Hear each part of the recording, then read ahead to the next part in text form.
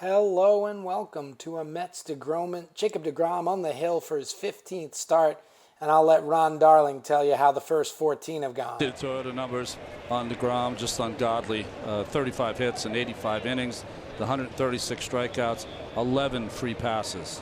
But on pitch number 4 of the ballgame, leadoff hitter Luis Urias takes Jake deep. Nice catch by Tank Top in the bleachers. That is a 99-mile-an-hour heater out over the plate, belt high, and crushed. And, of course, Jake had given up a triple to the leadoff batter in his last start. This time, Urias goes one better and goes yard. Not happy. It's all about location for Jake, and when he's locating perfectly, as we've seen, consistently like a machine, he gets the outs.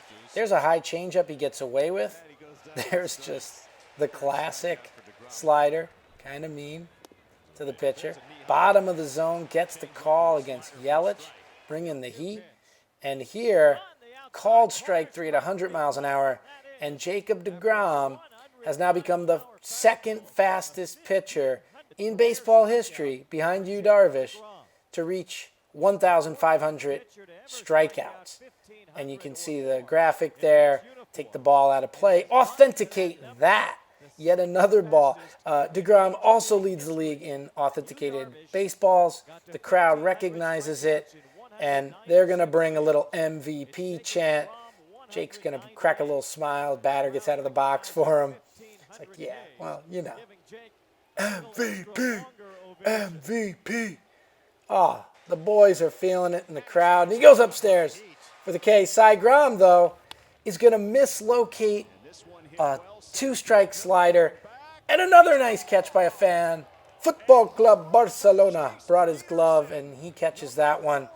Chase Peterson takes Jacob deGrom deep on a mislocated, hanging little slider in the middle of the plate that gets barreled.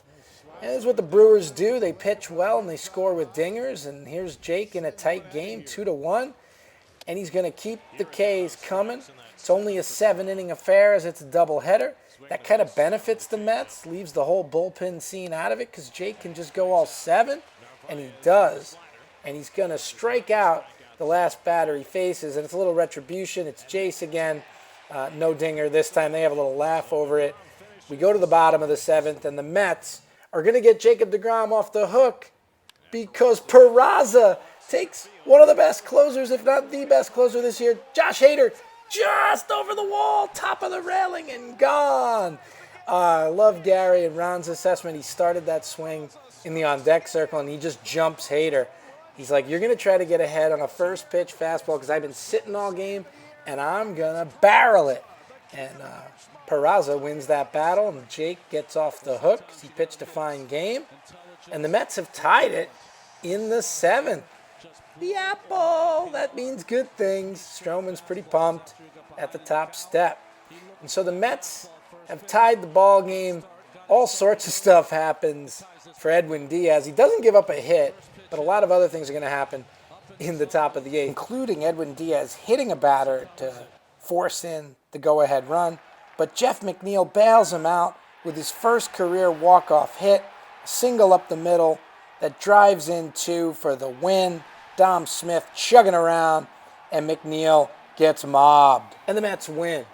deGrom will get a no decision, but he strikes out 10, walks nobody, gives up 4 hits, including those 2 solo dingers. And the Mets win Game 1 of the doubleheader in the bottom of the 8th, which is extra innings of sorts. McNeill with his first ever career walk-off hit. Because of the rainouts, we'll have to wait and see if deGrom gets another start before the All-Star break. But in the second half of the year, he's going to... If you like these videos and you love the Mets, please subscribe. Oh, let's all cheer for the Mets.